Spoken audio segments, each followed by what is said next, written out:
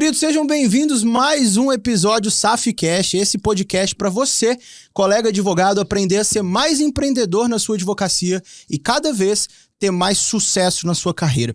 Hoje eu tô recebendo um cara aqui, querido convidado, palestrou no SAF Experience de São Paulo, foi uma das melhores palestras.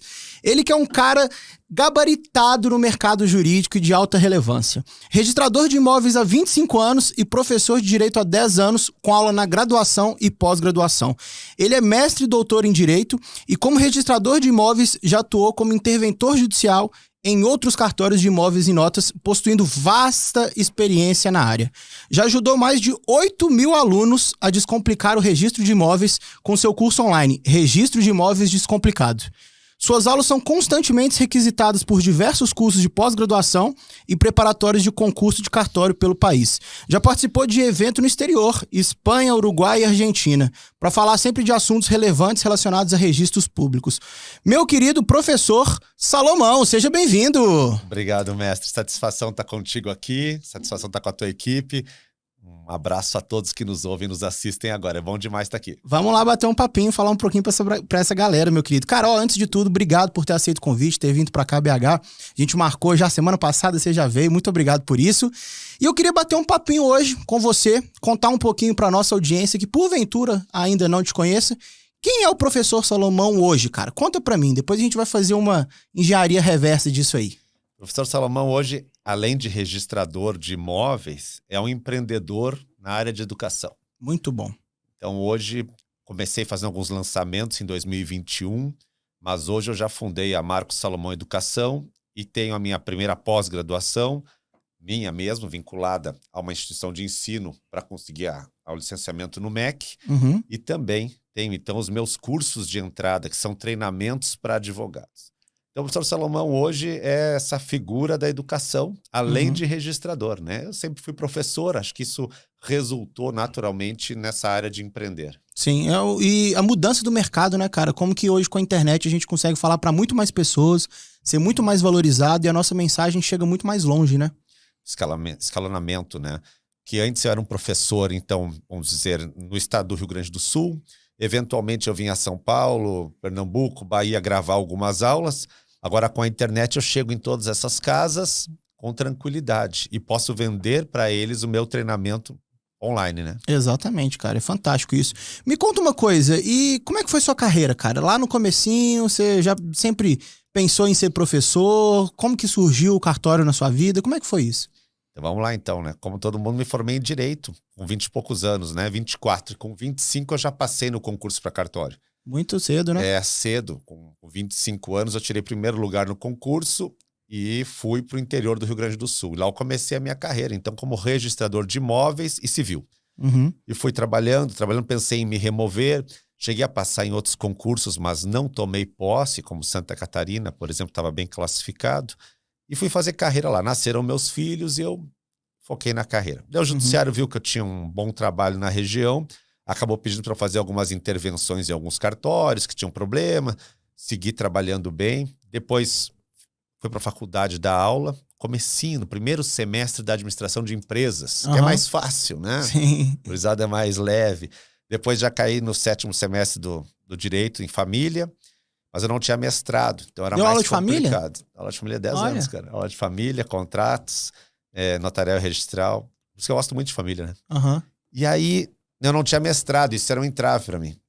Então, eu não conseguia dar muita aula em alguns lugares porque exigiam mestrado. Então, consegui entrar no mestrado, já meio cabelo branco, assim, mas entrei, fiz ele, dissertação em família.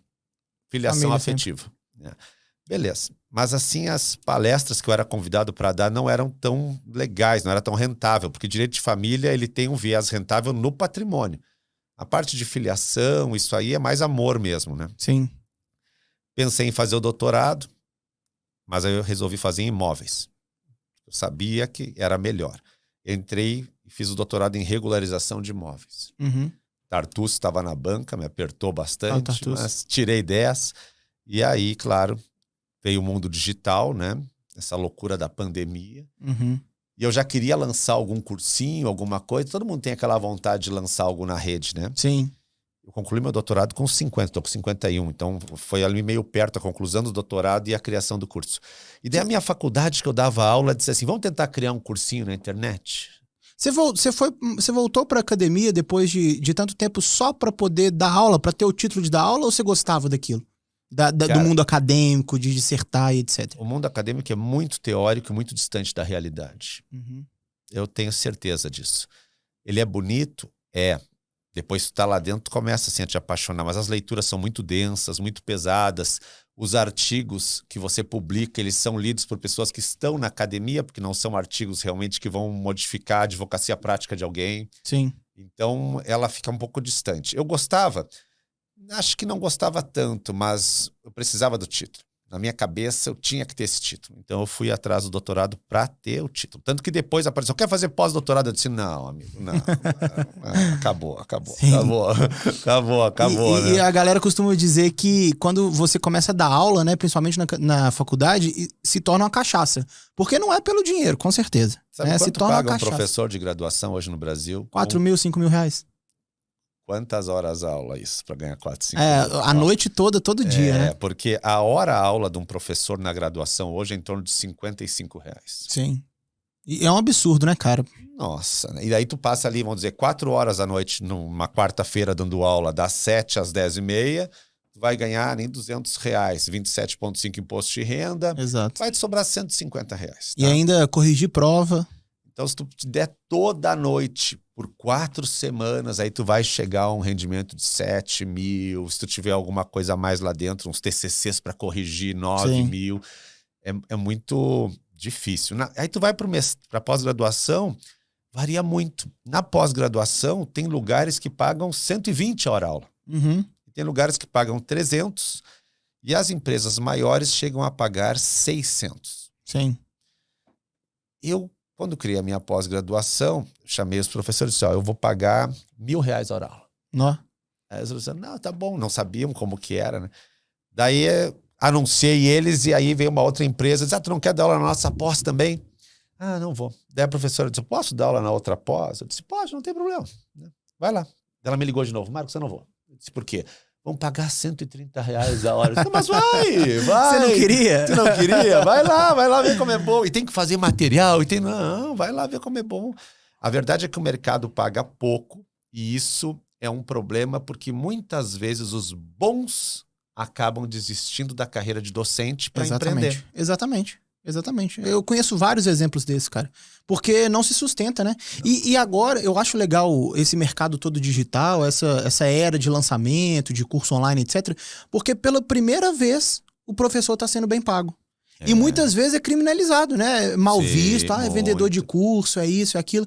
Mas pela primeira vez, um professor consegue ser bem remunerado. Mas a academia não enxerga com bons olhos. Eu mesmo fui bastante criticado. Depois do meu título de doutor, eu entrei nos lançamentos, e aí, claro, tu começa a ir para a rede, e aí alguns amigos disseram, não é para isso que tu fez o doutorado, não é correto, não fica bom, fica muito marqueteiro. Sim. Eu disse, olha, eu tenho filho para sustentar, Exato. Eu tenho minhas viagens para fazer, eu também desejo algumas coisas no mundo material, Exato. e se eu ficar na mesma, eu vou ter os mesmos resultados sempre, então eu vou me jogar. E aí, crítica que vem, crítica que vai. Passados 2 anos de mundo digital, hoje a academia me procura e pergunta, como é que tu faz para lançar? Tu acha que se eu fizer assim? Tu acha que se eu fizer assim? Mas quanto tá ganhando? Então hoje muitos professores da academia estão tentando se lançar ainda com suas amarras, porque querem melhorar de vida. Sim, exatamente. Cara, eu conheço vários, inclusive professores meus. Vitor Lana é um exemplo disso, palestrou lá também no evento, enfim, Guilherme Lage também. Professores meus, durante a graduação, que viviam essa vida, ganhavam ali 4 mil, 3 mil reais dentro da graduação, entenderam que o digital tinha a força para ele impactar muito mais pessoas e principalmente, aí você me fala se você concorda comigo, para levar uma mensagem sem filtro. Porque quando você está vinculado a uma instituição, você acaba tendo alguns filtros naturais ali do seu empregador. E quando você vai para o digital sozinho, você pode ensinar de fato o que você quer. Você pode falar de fato o que você quer. Você concorda comigo? Concordo. E às vezes numa pós-graduação, você tem lá então a empresa, ela diz assim, tu vai ter 6 blocos de 25 minutos. Para dar doação, compra e venda, alienação fiduciária, hipoteca, permuta, incorporação, loteamento. Calma aí. É impossível. É impossível. Não, é isso aí. Aí tu vai lá e grava e os alunos, excelente. Aí tu sabe que aquilo não vai impactar o aluno, Exato. porque tu não conseguiu aprofundar o troço. Aí eu digo, precisava de mais tempo. Não, o que a gente tem de verbo é isso e tá bom, os alunos gostam. Sim. Gostam porque já tá muito pior antes. Exato. Aí quando tu cria o teu curso, tu pega esse loteamento que eu dei em 25 minutos lá, eu dei em 1 hora, eu vou dar em 6 horas, mas eu vou mudar a vida do cara. Aí Exatamente. é uma diferença enorme. Então você fica mais livre quando você está no mundo empreendendo. E é difícil para as próprias instituições oficiais hoje acompanhar o nosso ritmo. Sim. Para te ter uma ideia, uma pós-graduação em Direito hoje no país, ela vai formar turma de 40 alunos, 50 alunos, tá? A minha primeira turma deu 400 alunos em 6 dias. Muito bom. Por que isso? Pela confiança na imagem que eu criei. Exatamente. Não que as outras instituições não tenham essa confiança, mas há algo errado no ensino brasileiro. Há algo plenamente. errado. Os jovens saem da faculdade sem ter muita noção do que é o mundo prático. Além disso, a pós-graduação se tornou uma indústria teórica. O mestrado e o doutorado atingem mais a academia mesmo em si, onde nós escrevemos para quem lê os nossos trabalhos.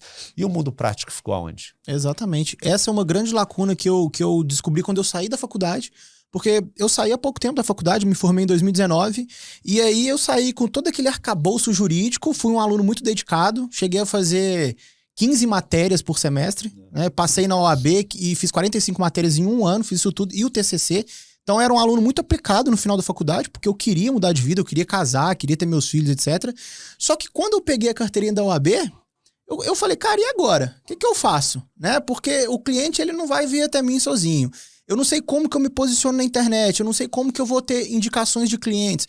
Então, eu vi uma lacuna, e lá em 2019 era muito menos difundido do que é hoje, esse conhecimento jurídico empreendedor. O que eu fiz? Eu fui procurar fora. Então, eu fui procurar business. Fui procurar conceitos de business, de empreendedorismo, de startups, para trazer isso para o direito. E, cara, eu nadei de braçada naquela época, porque ninguém estava fazendo. Né? Então, eu fui lá fora, procurei conteúdo sobre startup, vi como que eu podia fazer, questão de margem de lucro, de escala, achar um nicho. Ninguém me ensinou isso na faculdade. E aí eu trouxe isso para o direito, comecei a atuar com concurso público, comecei a escalar muito. Hoje tenho 9.000 processos ativos, isso em 4 anos. Ou seja, é uma lacuna que a academia deixa muito grande no profissional e que a gente consegue depois suprir essa lacuna trazendo para eles um conhecimento que de fato vai transformar a vida prática do cara. Não que a teoria não vá, ela vai transformar também. Eu costumo dizer que a técnica, Salomão, me fala se você concorda comigo, a técnica ela é pressuposto. Se um profissional ele não tem uma boa técnica, ele não entrega um bom serviço, cara, ele já está fora do mercado. Mas só a boa técnica ela não garante sucesso para ninguém. O cara precisa aprender conceitos de empreendedorismo, conceitos de gestão, contratação de pessoas, delegação de tarefas, gestão financeira, que a gente não aprende na faculdade. Então é muito comum, o cara forma, vai lá, ganha ali 40 mil reais numa causa, consegue, por acaso, algum dinheiro assim, o cara troca de carro. Ele não reinveste, né, no escritório dele, ele não tem essa visão de longo prazo. Então a gente chega para mostrar para o cara como que ele pega esse conhecimento jurídico e transforma isso em realidade, em clientes, em dinheiro, em poder cada vez melhorar a vida dele e daqueles que estão ao redor dele. Né? Essa é uma falha grande do ensino no Brasil. Você não prepara o profissional para precificar um serviço. Tu dá a tabela da OAB. Então, não sabe botar um preço. Tu não prepara ele para criar um escritório rentável. Tu não prepara ele para captar clientes. Ao contrário, cria-se um mito que é proibido captar clientes, né? Então, o profissional sai com diversas falhas. E aí ele vai procurar onde? Primeiro, ele vai numa pós-graduação, que também não consegue suprir a lacuna. Então, eles acabam vindo para nós nos cursos práticos, que nós buscamos isso em outros materiais, né? Exato. Eu também li livro de startup. Exato. E foi... Eu tenho até hoje a foto do livro que eu estava lendo, assim, da startup, numa praça no Rio Grande do Sul. E as pessoas, o que é isso? Eu disse, não, eu penso em montar algo, né? E aí tu vai entendendo a sistemática e tu vê que ainda é um oceano azul para montar, porque o pessoal ainda não entendeu a sistemática do mundo digital. E muitos são avessos ao mundo digital, muitos professores, empreendedores. E eu digo, hoje tem um mundo paralelo. Eu digo para os meus alunos, conhecimento você tem que ter, mas se você não souber empreender, ir atrás de clientes ou fazer eles virem até você, não vai explodir. Você vai ficar com conhecimento. É como um tesouro, uma mala de ouro, lá no fundo do oceano. Exatamente. Ela não circula, não serve, tá lá, mas é um tesouro, mas tá lá no fundo. É uma pessoa com grande conhecimento, mas lá no seu escritório, com a plaquinha na frente, esperando que venha alguém. Eu tive uma aluna que eu perguntei para ela como está a tua advocacia. Ela me disse, professor, esse ano não tá tão bom como ano passado. Eu disse, ano passado foi bom? Não, não é que foi bom, mas esse ano tá pior. Eu disse, mas o que tu tá fazendo? Eu disse, não, o pessoal não tá procurando muito. Eu disse, mas como é que o pessoal não está procurando? Eu disse, não, porque eu estou aqui esperando. E eu comecei a sondar, ela estava no escritório em casa e ela esperava o cliente, tinha uma plaquinha lá.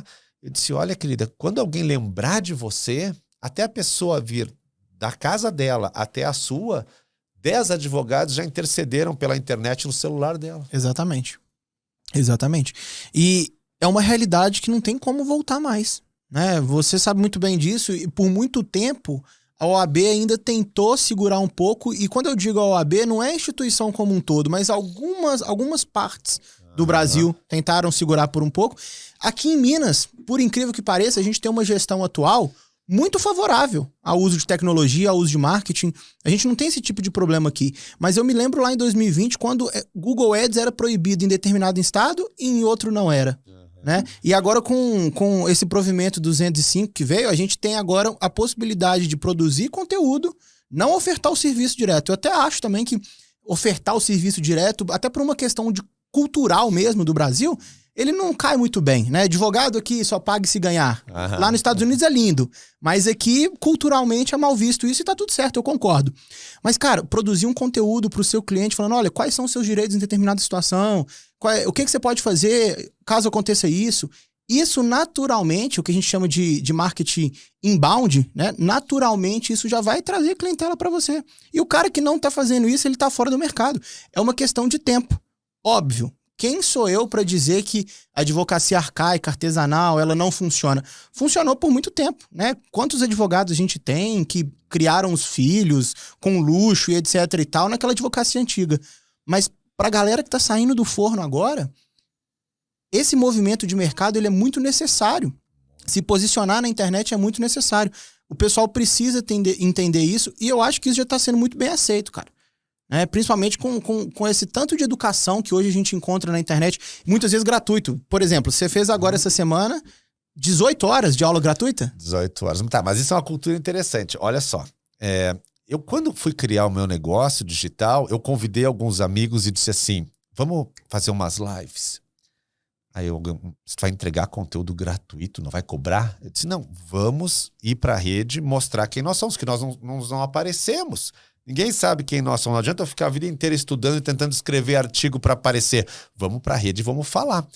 Ah, não, eu só vou se eu ganhar. Aí eliminei um. Aí o outro. Ninguém veio. Daí eu comecei a fazer live sozinho. E esse gerar de conteúdo, essa geração de valor, então, foi o que proporcionou que milhares de pessoas me procurassem até hoje. Agora eu fiz 18 horas aula gratuita. Eu fiz 15 noites de aula. Todas as noites. Então eu comecei algumas no Rio Grande do Sul, depois eu fui até Alphaville em São Paulo, lá alugamos um estúdio, investimos. As últimas aulas ali, que foram semana passada, a gente fez 2 horas e meia, 2 horas e 50 de aula, então das 8 às 11 da noite, totalmente gratuito e com material PDF, tá? Com milhares de pessoas assistindo. Isso resulta em alguma coisa? Resulta.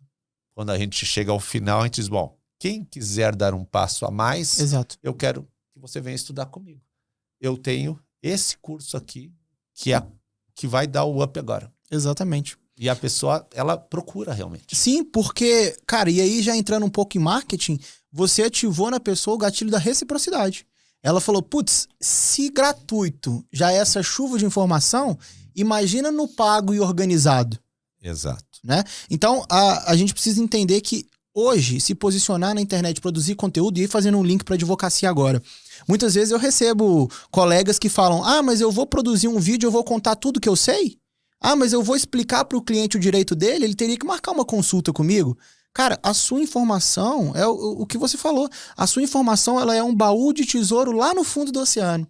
Ela sem o cliente, ela não vale de nada. Ela não adianta de nada. Você não consegue transformar a vida. Por mais que um aluno seu tenha muito conhecimento sobre registro de imóveis, se ele não tiver um cliente vivendo um problema, ele não consegue aplicar aquele conhecimento dele em nada.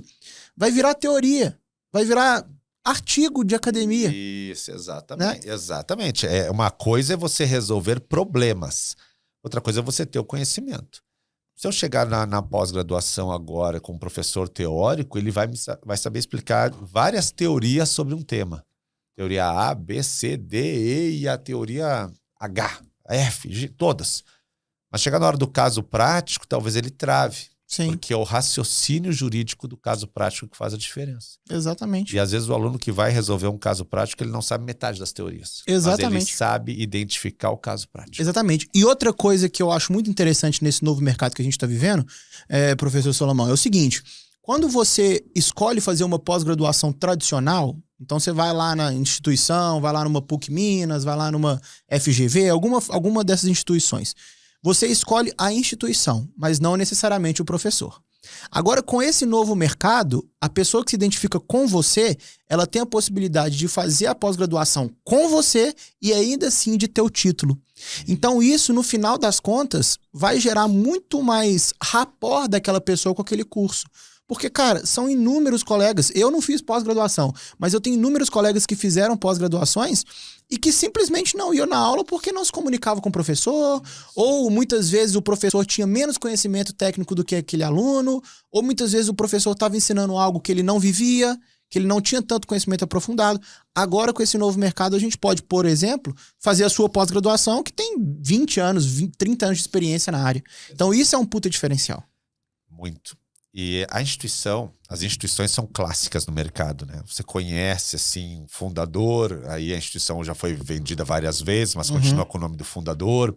Ela contrata bons professores, mas para o professor, muitas vezes, é mais um status ele estar naquela instituição. Eu Sim. sou aluno de tal instituição, sou aluno de tal instituição. Então, não quer dizer que ele vai ser o melhor professor ou não, ou vai ser o mais bem remunerado, mas ele está feliz que está ali, a instituição está vendendo. E é um mercado bastante rentável de títulos e cursos no Brasil. As pessoas acabam procurando esse mercado. Mas ainda muito arcaico. Sim. Aliás, se tu analisar, né, colocar o pessoal fechado numa sala de aula, sentado, fazendo 5 anos de faculdade, com cadeiras que daqui a pouco não vão ter um conteúdo tão prático. Nada contra, né? Porque filosofia, sociologia são matérias maravilhosas, mas talvez para o jovem de 19 anos não tanto. Sim. Tá? Eu hoje até gosto muito de ler textos filosóficos, mas talvez para o jovem que precisa sair da faculdade, entrar no mercado de trabalho e atender clientes na vara de família, ou trabalhista ou criminal, talvez não vá fazer a atividade prática dele. Então a gente tem que observar o que realmente a faculdade está mirando. Exato. Ela está mirando no mercado de trabalho para largar o profissional ali para trabalhar, ou ela está mirando, tu vai te formar e concluir a faculdade assim, tu tem o nosso título. Exatamente.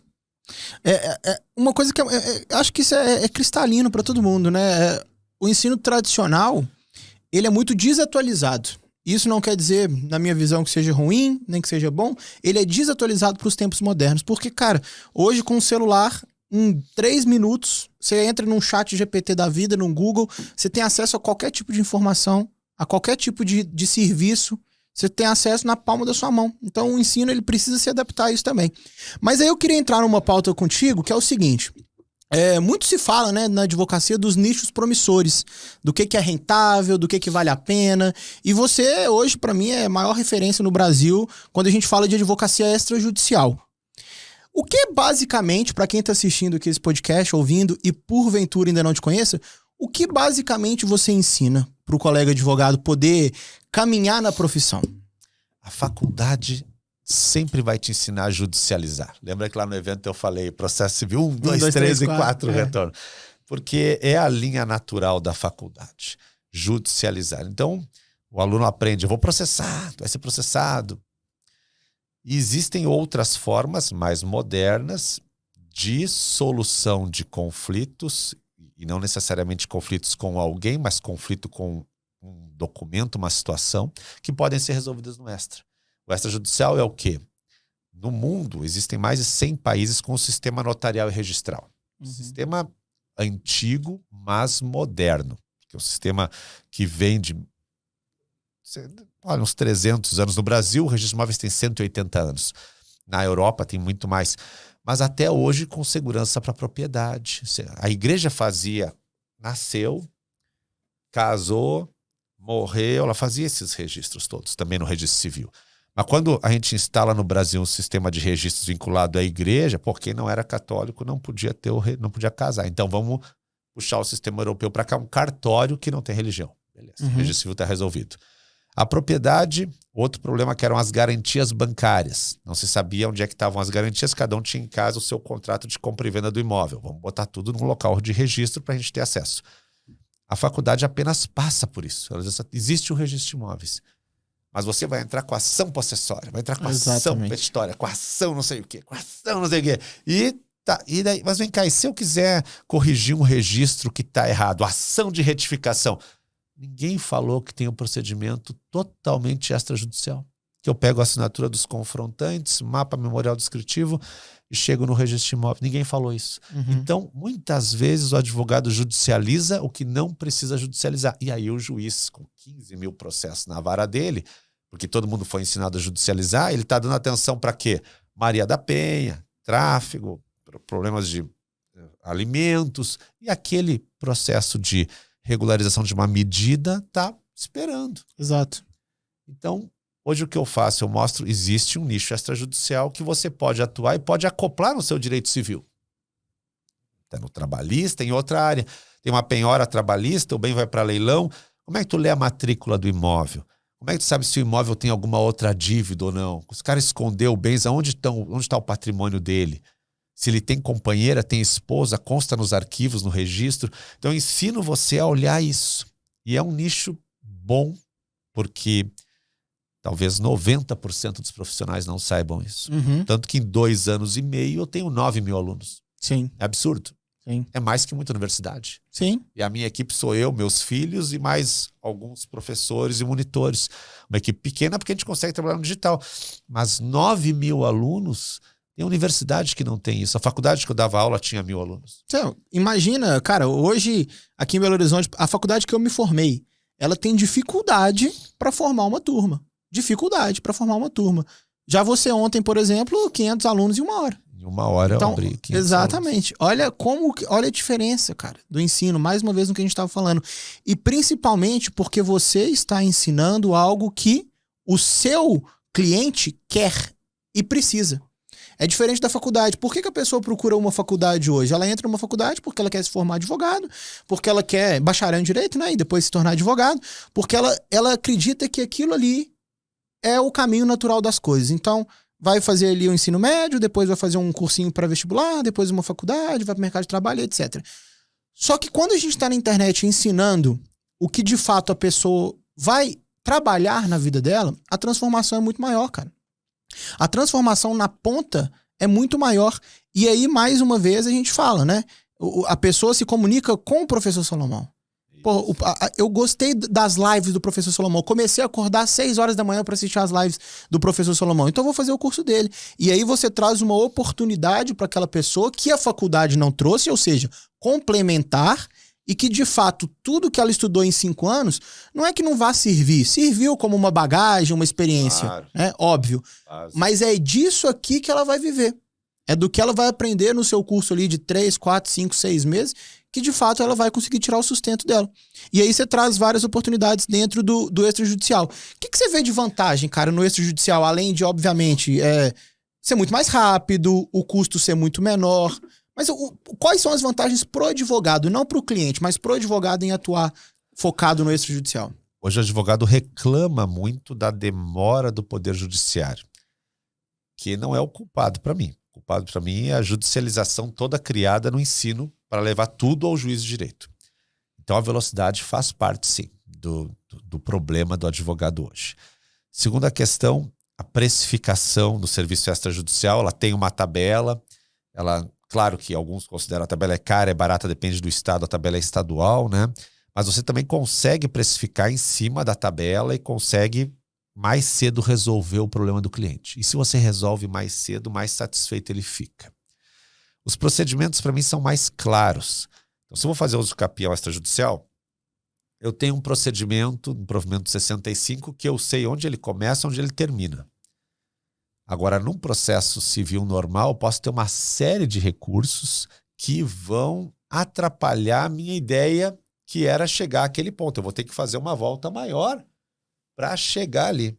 Aqui não. Aqui eu vou, no máximo o oficial me devolve, mas eu vou avançando a cada instante. Então, eu consigo ter uma clareza melhor de procedimentos.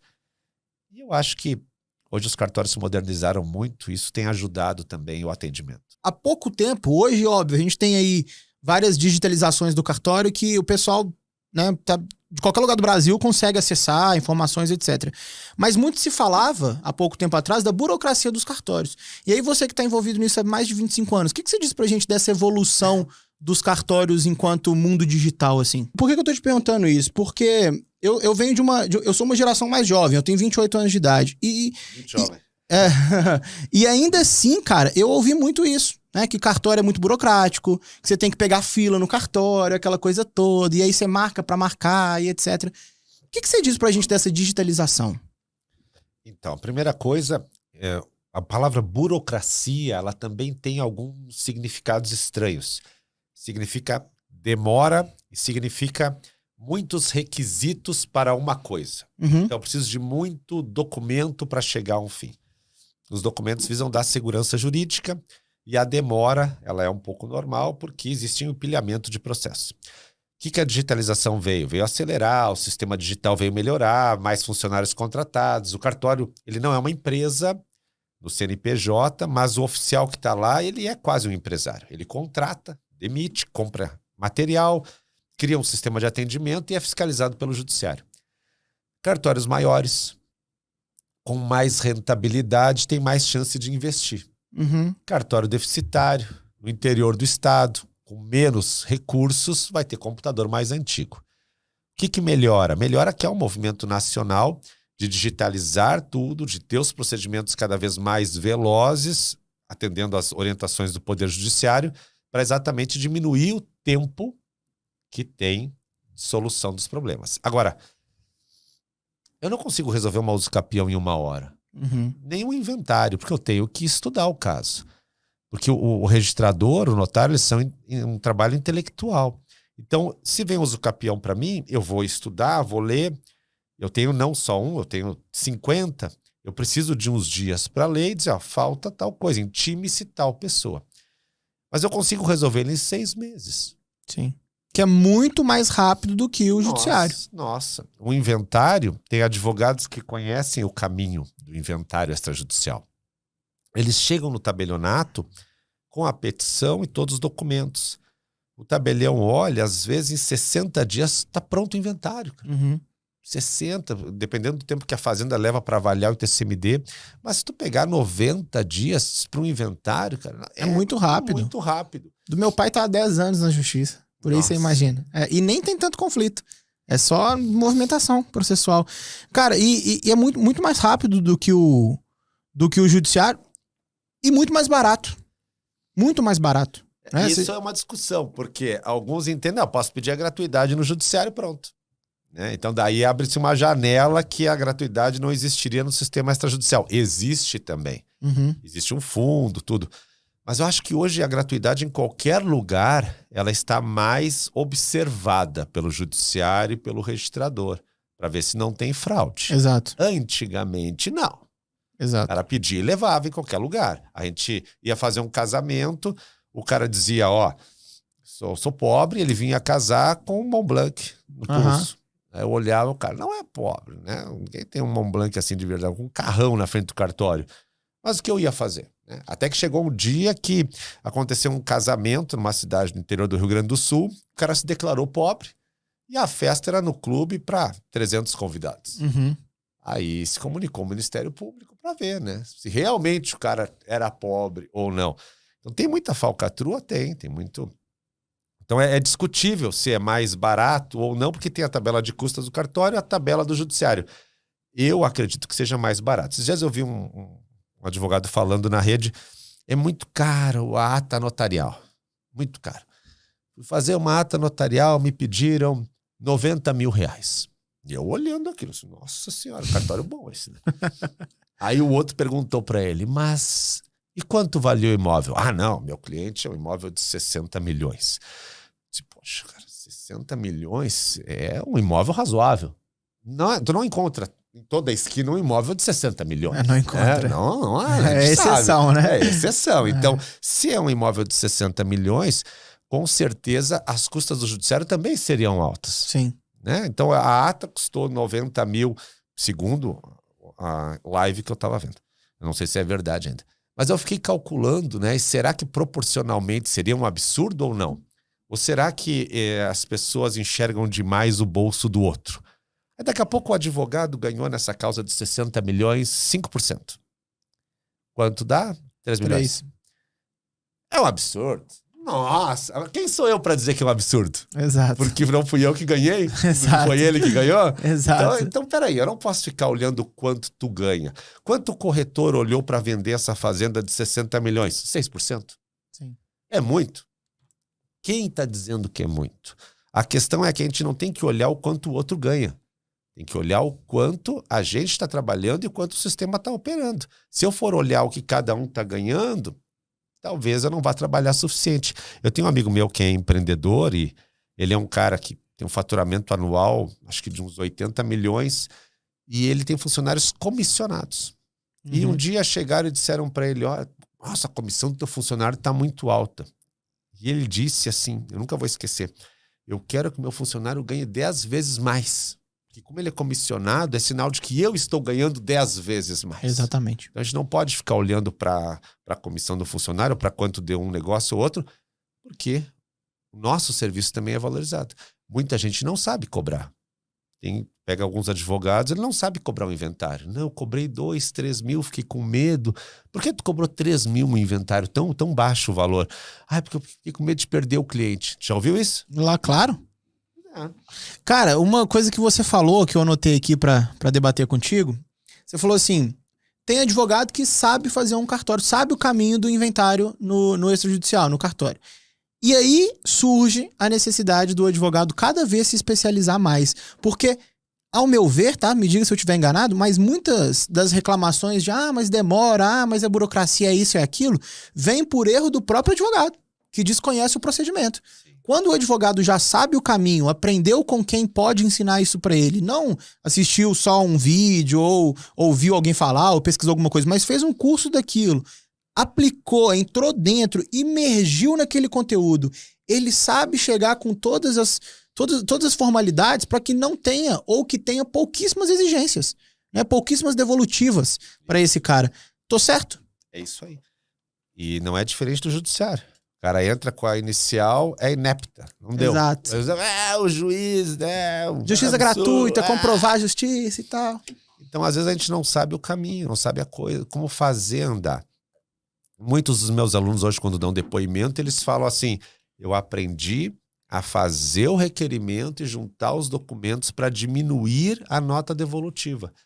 Ao passo que o outro faz um requerimento simples que faltam requisitos. Existem requisitos para botar no requerimento, como tem requisitos da petição inicial. Os advogados se formam na faculdade sem saber os requisitos da petição inicial. Exatamente. Mas é incrível isso, né? Então também no registro de imóveis, daí ele entra com o requerimento, faltam requisitos, o oficial diz, faltou requisitos. É uma burocracia, tem que botar fogo nos cartórios, tem que acabar com isso, essa herança portuguesa. Faltou conhecimento. Herança portuguesa. Essa é ótima, né? Faltou conhecimento para ele. Quando você aprende a técnica, com certeza vai mais rápido. Sim. Uma outra pauta que eu queria falar contigo é o seguinte, qual que é o tamanho desse mercado, cara? Porque talvez muitos que estão ouvindo aqui, o cara tá preso em, eu vou ser previdenciarista? Eu vou ser criminalista? Eu vou advogar direito de família? O que eu vou fazer? Não, eu vou pro direito da saúde. Mas muitas vezes o cara não tem noção do tamanho desse mercado. Qual que é o tamanho desse mercado que a gente tá falando? Se eu for falar do mercado imobiliário, ele é monstruosamente grande. Começar inventários. Todos nós vamos morrer. Nesse exato momento alguém está morrendo. Agora morreu mais um. E agora mais um. Quer dizer, só são 3 inventários durante o podcast, tá? Então, são vários inventários para ocorrer. Além disso, uma matéria do Ministério do Desenvolvimento Regional acusou 40 milhões de imóveis irregulares no Brasil. Nem todos querem regularizar. Não, você chegar lá, eu não vou regularizar, minha casa está boa, que ninguém me tira. Mas quando ele vai vender, ele quer. Então, tem um mercado de imóveis irregulares? Tem. Eu estava em Fortaleza, fui dar uma palestra para a OAB do Ceará, e na beira-mar, prédios luxuosos. O advogado me disse, ó, isso aqui não tem matrícula, não tem nada. Eu disse, mas como é que tá aí pessoal morando?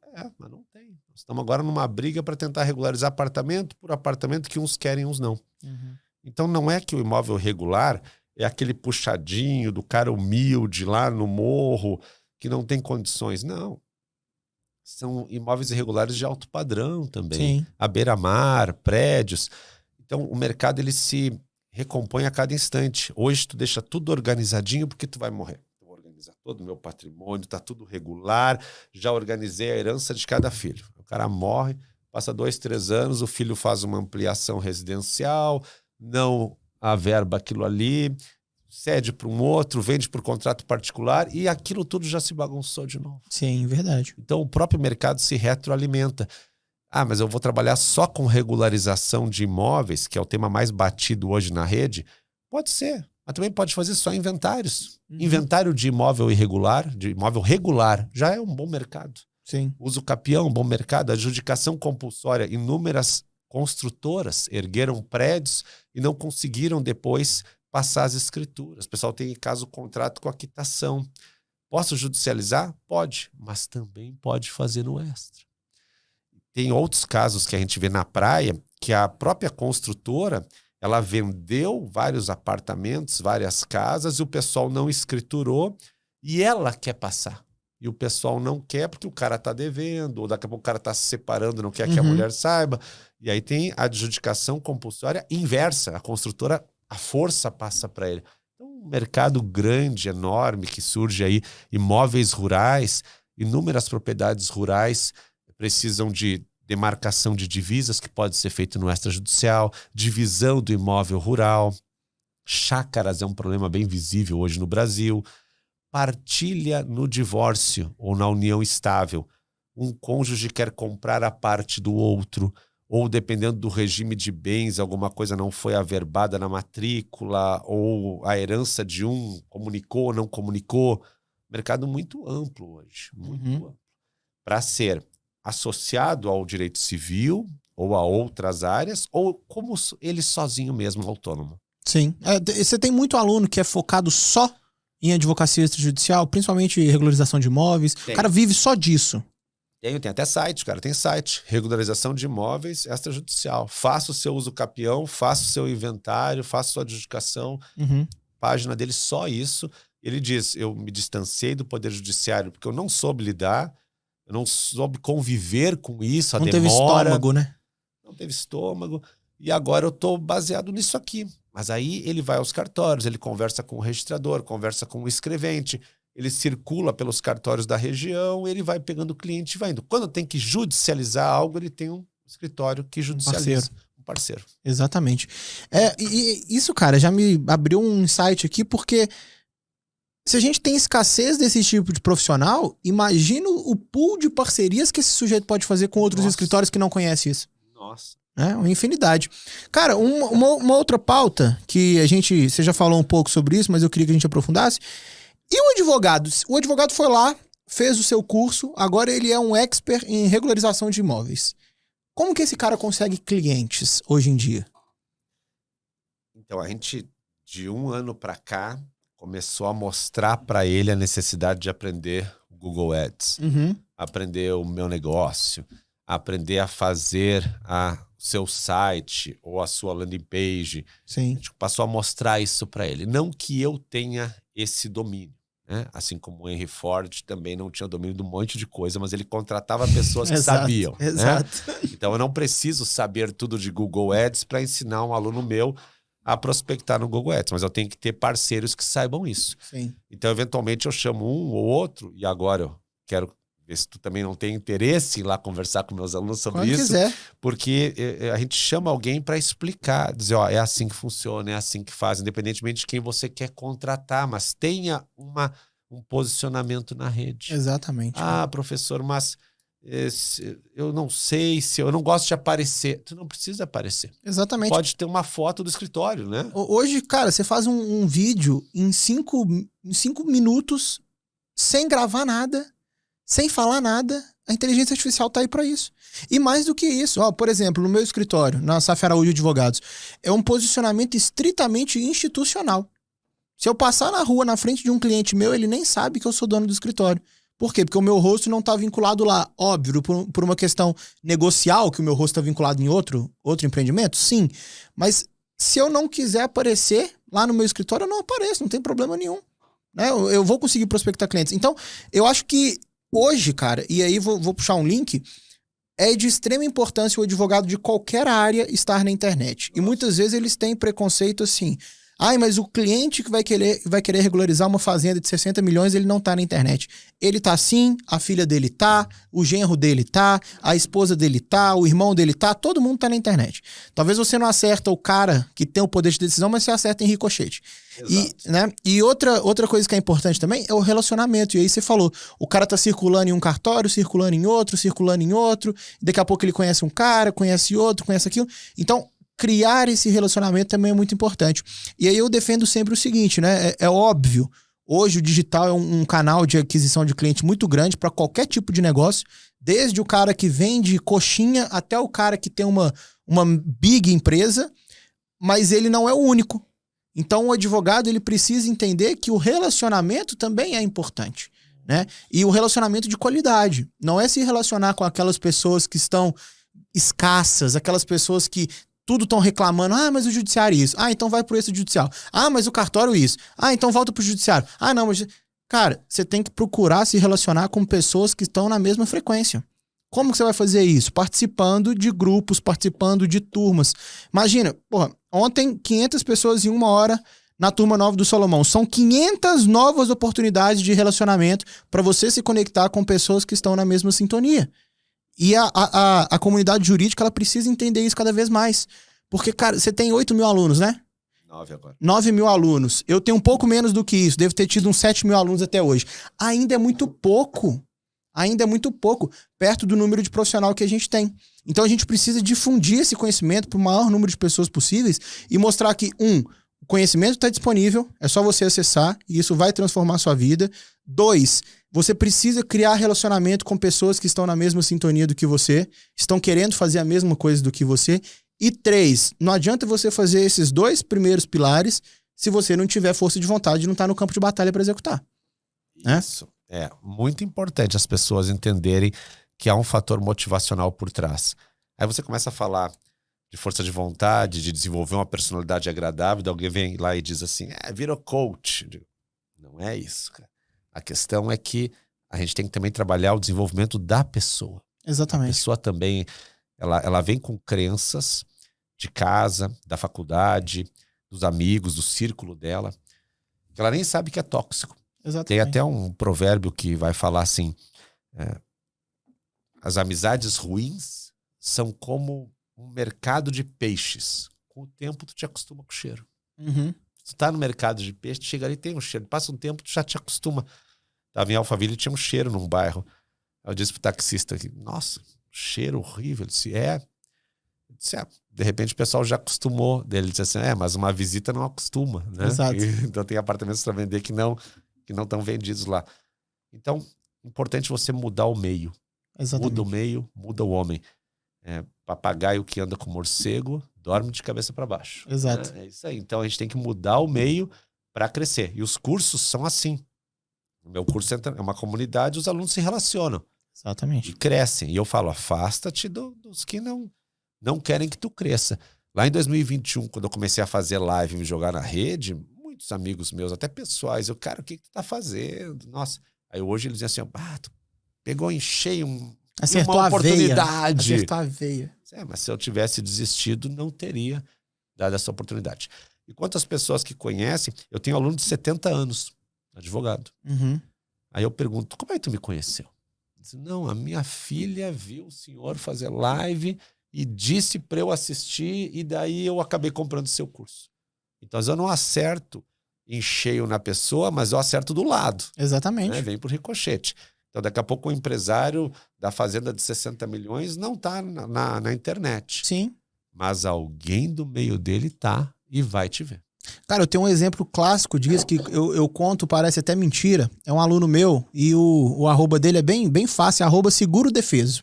Então você já vê que ele mexe com isso, com seguro-defeso. Para quem não sabe, seguro-defeso é um benefício previdenciário para pescador na época que a pesca é proibida. E esse cara, olha que engraçado, hoje ele tem, sei lá, 3.000, 4.000 pescadores na carteira de clientes dele. Ele é o único no Brasil que foca só nisso.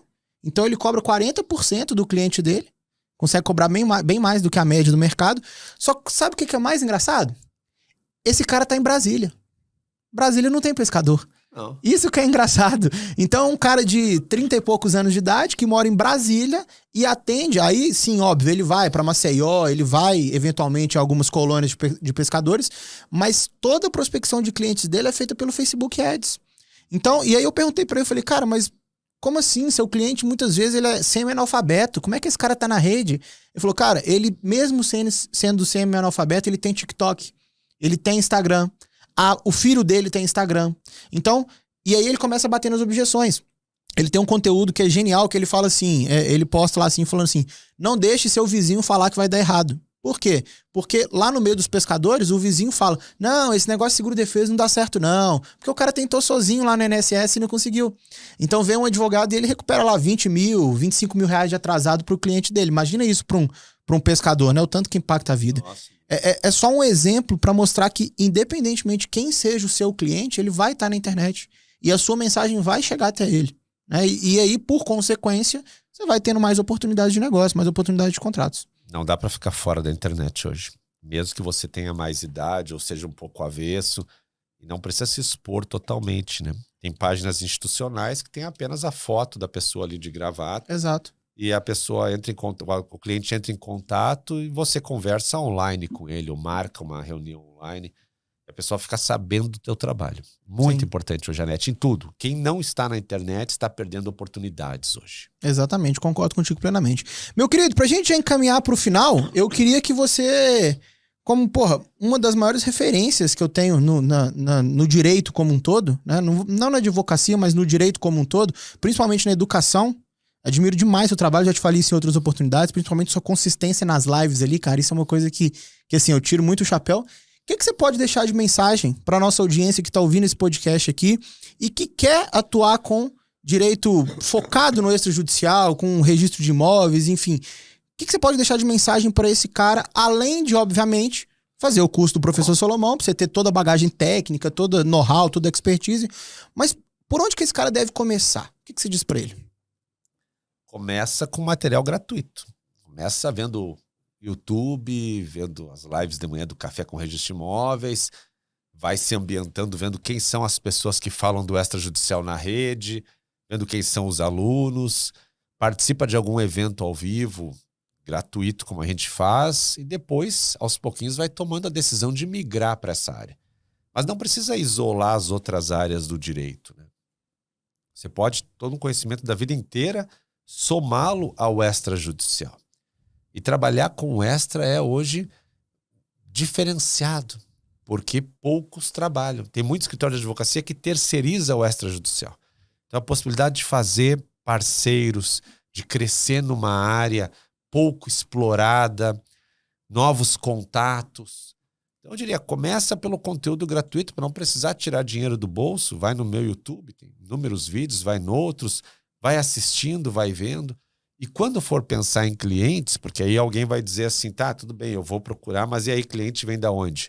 Agora sim, procura alguém que entenda como te ensinar a buscar clientes, porque tem método para isso. A pessoa acha, mas tem método? Tem formas. Claro que você tem que desenvolver uma personalidade comunicativa no dia a dia físico, se você vai circular pelos lugares, se você vai se relacionar com pessoas, aquilo que Napoleão Hill falava da personalidade agradável. Mas também na internet tem métodos de você chegar às pessoas. O seu cliente pode estar procurando agora, nesse momento. Inventário, cartório, uso capião no cartório, como fazer uso capião de uma área. Ele pode estar procurando agora, digitando. E dá para saber o que eles estão procurando, né? Exatamente. Então a gente pode saber o que eles estão procurando, adaptar o nosso conteúdo a isso e mostrar, eu estou aqui. Agora o cliente vai chegar em você uma coisa. Dali para frente tem um outro processo, que é você mostrar para ele o seu valor e conseguir precificar o seu serviço. E aí mais um outro passo, que é você fazer o serviço de qualidade para que ele comunique os outros que vale a pena. E isso vai gerar uma grande corrente. Eu tenho muitos alunos que não vêm até mim em razão do meu conteúdo, mas porque alguém disse, vale a pena. Aí o cara chegou em mim. Onde o tráfego não chega, a reputação chega. Exatamente. Muito bom, meu querido. Obrigado mais uma vez por ter aceito esse convite, ter vindo aqui bater esse papo com a gente. Sou seu fã, saiba disso agora aqui publicamente. Tamo junto, espero vê-lo em breve aqui novamente. E muito obrigado. Pessoal, ó, aqui na descrição do vídeo no YouTube, se você tá pelo YouTube, tem aqui o Instagram do professor Marcos Salomão. Segue ele lá, não deixe de seguir. Beleza? E se você tá pelo Spotify também, vai lá no meu perfil, procura lá Salomão, que você vai achar com certeza o perfil dele. Siga ele lá para você ter acesso a todos esses conteúdos, beleza? Muito obrigado, esse foi mais um SAFcast, tamo junto e é só o começo.